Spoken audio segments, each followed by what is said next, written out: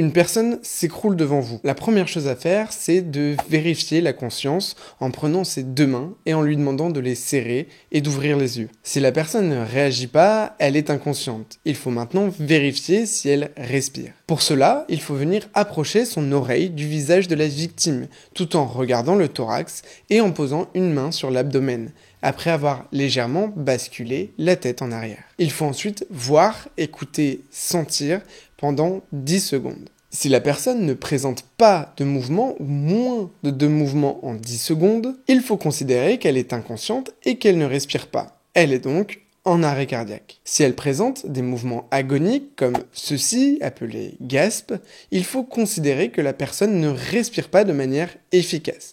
Elle est en arrêt cardiaque. La première chose à faire face à un arrêt cardiaque est de donner l'alerte pour que vous ne soyez pas seul sur la situation. Demandez à quelqu'un d'appeler le 15, le 18 ou le 112 et à une autre personne de chercher un défibrillateur automatisé externe qui se trouve dans les lieux accueillants du public, les gymnases, les mairies, les salles de sport. Si vous êtes seul face à la victime et que personne ne se trouve autour de vous, il faut que vous appeliez vous-même les secours, bien évidemment. Il faut ensuite débuter immédiatement les compressions thoraciques, le fameux massage cardiaque. Les compressions thoraciques s'effectuent comme ceci. Main jointe sur la moitié inférieure du sternum, coude verrouillé, buste positionné au-dessus de la victime, compression du thorax d'environ 5 à 6 cm en relâchant d'autant que l'on enfonce à chaque mouvement, à un rythme de 100 à 120 par minute. Concernant le bouche à bouche, il est toujours possible de le réaliser dans le cadre privé et permettra une meilleure survie de la victime. Mais on ne pourra pas vous reprocher de ne pas l'avoir fait. Dès que possible, utilisez une interface sécurisée pour effectuer le bouche à bouche, comme ceci. Il est obligatoire d'utiliser un masque et un ballon à valve unidirectionnelle si vous en avez un à disposition.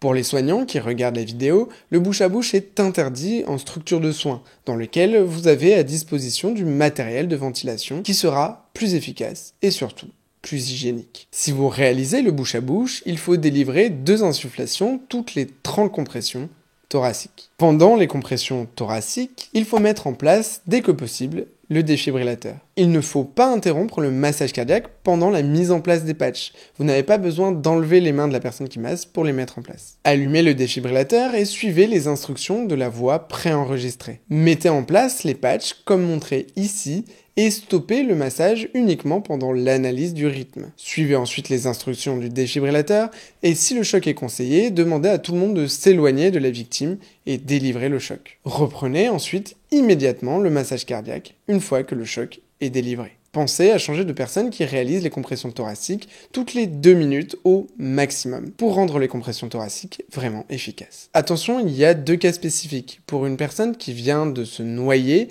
ou une personne que vous venez de décrocher d'une corde parce qu'il s'est pendu, il faut délivrer en premier 5 insufflations starter au bouche à bouche ou avec une interface sécurisée. Et s'il s'agit d'un arrêt cardiaque chez l'enfant, il y a un tutoriel dédié juste ici, mais il faut également commencer par 5 insufflations avant d'effectuer les compressions thoraciques.